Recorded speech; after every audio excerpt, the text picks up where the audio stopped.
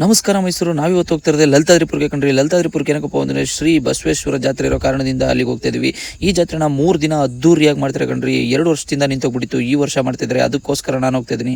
ಇವಾಗ ನೀವು ನೋಡ್ತಿದ್ದೀರಲ್ಲ, ಚಿಕ್ಕ ಮಕ್ಳು ಕೆಲಿ ದೇವ್ರನ್ನ ತರಿಸಿ ದೇವ್ರು ತಂದಿರೋ ಚಂಬಲಿರೋ ನೀರ್ನೆಲ್ಲ ಓಕ್ಲಿ ಗುಂಡಿಗೆ ಹಾಕ್ತಾರೆ ಕಣ್ರಿ. ಅದು ಇಲ್ಲಿನ ಪದ್ಧತಿ. ಅದಾದ್ಮೇಲೆ ನೆಕ್ಸ್ಟ್ ಮೆರವಣಿಗೆಗೆ ವಾಹನ ರೆಡಿ ಮಾಡ್ತಾ ಇರ್ತಾರೆ. ವಾಹನ ಅಂತೂ ನೋಡೋದಕ್ಕೆ ಸೂಪರ್ ಆಗಿದೆ. ಈ ವಾಹನ ಮೆರವಣಿಗೆ ಹೋಗೋಕ್ಕಿಂತ ಮುಂಚೆ ಬಾಯಿ ಬೀಗ ಹಾಕ್ಸ್ಕೊಂಡಿರೋರ್ನೆಲ್ಲ ಈ ದೇವಸ್ಥಾನದ ಹತ್ರ ಕರೆಸಿ ಬಾಯಿ ಬೀಗ ಬಿಚ್ಚಿದ ಮೇಲೆ ಕಣ್ರಿ ವಾಹನ ಮೆರವಣಿಗೆ ಹೊರಡೋದು. ಅದು ಈ ಊರಿನ ಪದ್ಧತಿ. ಅದಕ್ಕೋಸ್ಕರ ನಾನು ಬಂದಿದ್ದೆ ಬಾಯಿ ಬೀಗ ಆಗುವಂತ ದೇವಸ್ಥಾನಕ್ಕೆ ಕಣ್ರಿ. ಇಲ್ಲಿ ಬಂದಾಗ ತುಂಬಾ ದೃಶ್ಯಗಳು ಮನ ಕಲ್ಕೋ ತರ ಇತ್ತು ಕಣ್ರಿ.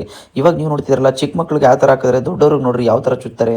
ಆ ಚುಚ್ಚಿದ್ನ ನೋಡಿದಾಗಂತೂ ನನಗೆ ಒಂದು ಕ್ಷಣ ಮೈ ಜುಮ್ ಅನಿಸ್ತು. ಈ ಊರಲ್ಲಿ ಬಾಯಿ ಬೀಗ ಹಾಕ್ಸ್ಕೊಂಡಿರೋರ್ನ ಎಷ್ಟು ಅದ್ದೂರಿಯಾಗಿ ದೇವಸ್ಥಾನಕ್ಕೆ ಕರ್ಕೊಯ್ತಾರೆ ಅಂದ್ರೆ ಅದನ್ನ ನೋಡೋದಕ್ಕೆ 2 ಕಣ್ಣು ಸಾಲಲ್ಲ ಅಂತಾನೆ ಹೇಳ್ಬೋದು. ನೀವು ನೋಡ್ತಿದ್ರಲ್ಲ ಎಷ್ಟು ಅದ್ದೂರಿಯಾಗಿ ಕರ್ಕೊಯ್ತಿದ್ರೆ ಅಂತ. ಅದ್ರ ಜೊತೆಲಿ ಈ ಮೆರವಣಿಗೆ ವಾಹನ ಕುಣಿಸಕ್ಕೆ ಆ ಬಸಪ್ಪನ ನೋಡ್ರಿ ಎಷ್ಟು ಅದ್ದೂರಿಯಾಗಿ ಎತ್ಕೊಂಡು ಕರ್ಕೋಗ್ತಾ ಇದ್ದಾರೆ. ಅದ್ರ ಜೊತೆಲಿ ಈ ಬಸವಣ್ಣಗಳು ರೆಡಿ ಆಗಿರುತ್ತವೆ ಮುಂದೆ ಮೆರವಣಿಗೆ ಹೊರಡಕ್ಕೆ. ಅದಂತೂ ನೋಡೋದಕ್ಕೆ ತುಂಬಾ ಅದ್ದೂರಿಯಾಗಿರುತ್ತೆ. ಅದ್ರ ಜೊತೆಲಿ ಅವಾಗಲೇ ಓಕ್ಲಿ ಗುಂಡಿ ತೋರಿಸ್ನಲ್ಲ, ಆ ಓಕ್ಲಿ ಗುಂಡಿಲಿರೋ ನೀರನ್ನ ಎತ್ತಿ ಹೊಡೆಯೋದಕ್ಕೆ ಅಂತ ಬಳಸೋ ಉಪಕರಣ ಕಣ್ರಿ ಇದು. ಆ ಹುಡುಗ ನಿಜವಾಗ್ಲೂ ನಾನು ಎಲ್ಲೋ ಎತ್ಕೊ ಹೋಗ್ಬಿಡ್ತೀನಿ ಅಂತ ಅನ್ಕೊಬಿಟ್ಟಿದ್ದೆ ಅನ್ಸುತ್ತೆ. ನಾನಂತೂ ಕೊಟ್ಬಿಟ್ಟೆ. ಇಲ್ಲಿ ನೋಡ್ರಿ ಜನ ಸಾಗರ. ವಾಹನ ಎತ್ಕೊಯ್ತಿದ್ದಂಗೆ ಯಾವ ಲೆವೆಲ್ ಜನ ಸೇರ್ತಾರೆ ಅಂದ್ರೆ ಎಷ್ಟು ಜನ ಅವ್ರೆ ಅಂತ ಎಣ್ಸಕ್ಕಾಗಲ್ಲ. ವಾಹನ ಹೊರಕ್ಕೆ ಯಾವ ತರ ಜನ ಕಚ್ಚಾಡ್ತಾ ಇರ್ತಾರೆ ಅಂದ್ರೆ ನೀವೇ ನೋಡ್ತಾ ಇದೀರಲ್ಲ. ವಾಹನ ತಂದು ಇಳಿಸಿದ್ಮೇಲೆ ನೆಕ್ಸ್ಟ್ ನಡೆಯುತ್ತೆ ಓಕ್ಲಿ ಕಾರ್ಯಕ್ರಮ ಕಣ್ರಿ. ಅದಂತೂ ತುಂಬಾ ಅದ್ದೂರಿಯಾಗಿರುತ್ತೆ. ಅದಾದ್ಮೇಲೆ ನೆಕ್ಸ್ಟ್ ಬರುತ್ತೆ ನಮ್ಮ ಮೂಗ್ಮರಮ್ಮ.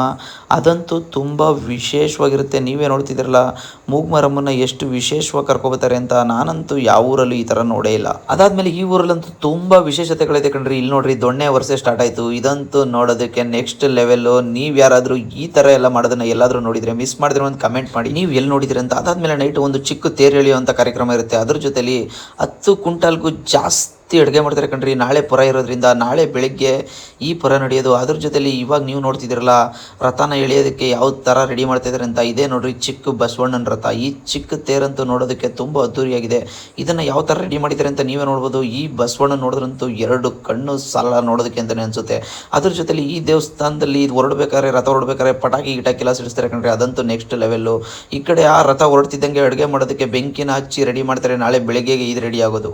ಇಲ್ಲ ಅಂದ್ರೂ ಈ ಅಡುಗೆ 20 ರಿಂದ 30 ಜನ ಬೇಕು. ಆ ಬಿಸಿ ಒಲೆ ಮುಂದ್ಗಡೆ ನಿಂತ್ಕೊಂಡು ನಾಳೆ ಬರೋ ಲಕ್ಷಾಂತರ ಜನಕ್ಕೆ ಅನ್ನ ಹಾಕೋದಕ್ಕೆ ರೆಡಿ ಮಾಡ್ತಿದ್ದಾರೆ ಕಣ್ರಿ. ಇವಾಗ ನೀವು ನೋಡ್ತಿದ್ರಲ್ಲ ಎಷ್ಟು ಜನ ಸೇರ್ತಾರೆ ಅಂದ್ರೆ ಸಿಕ್ಕಾಬಟ್ಟೆ ಜನ ಸೇರ್ತಾರೆ ಅಂತ ಹೇಳ್ಬೋದು. ತುಂಬಾ ವಿಶೇಷವಾಗಿರುತ್ತೆ ಇಲ್ಲಿ ಪ್ರಸಾದ ದಾನ ಮಾಡೋದಂತೂ. ಜಸ್ಟ್ ಪರ ಮುಗಿತಿದಂಗೆ ನೆಕ್ಸ್ಟ್ ಸ್ಟಾರ್ಟ್ ಆಗುತ್ತೆ ಮಾರಿ ಕುಣಿತ ಕಣ್ರಿ. ಈ ಮಾರಿ ಕುಣಿತ ಅಂತೂ ನೆಕ್ಸ್ಟ್ ಲೆವೆಲ್ ಅಲ್ಲಿ ಕುಣಿತಾರೆ ಅಂತ ಹೇಳ್ಬೋದು ಇಲ್ಲಿ. ಅದಂತೂ ನೋಡೋದಕ್ಕೆ ಸೂಪರ್ ಆಗಿರುತ್ತೆ. ಅದಾದ್ಮೇಲೆ ನೆಕ್ಸ್ಟ್ ಮಾರಮ್ಮನಿಗೆ ಮರಿ ಹೊಡೆದು ತಂಪು ಕೊಟ್ಟು ಈ ಜಾತ್ರೆನ ಇಲ್ಲಿಗೆ ಮುಗಿಸ್ತಾರೆ ಕಣ್ರಿ. ಈ ಊರ್ ವಿಡಿಯೋ ಹೇಗೆ ಬಂದಿದೆ ಅಂತ ಮಿಸ್ ಮಾಡ್ತೀನಿ ಒಂದು ಕಮೆಂಟ್ ಮಾಡಿ. ಅದ್ರ ಜೊತೆಲಿ ಫಾಲೋ ಮಾಡಿ, ನನ್ನ ಸಪೋರ್ಟ್ ಮಾಡಿ. ಇದೇ ತರ ಇನ್ನೂ ಹೆಚ್ಚಿನ ವಿಡಿಯೋಸ್ ಮಾಡ್ತೀನಿ. ಅದ್ರ ಜೊತೆಲಿ ಇವರೇ ಕಣ್ರಿ ನನ್ನ ಕರೆಸಿ ತುಂಬಾ ಚೆನ್ನಾಗಿ ನೋಡ್ಕೊಂಡಂತವ್ರು.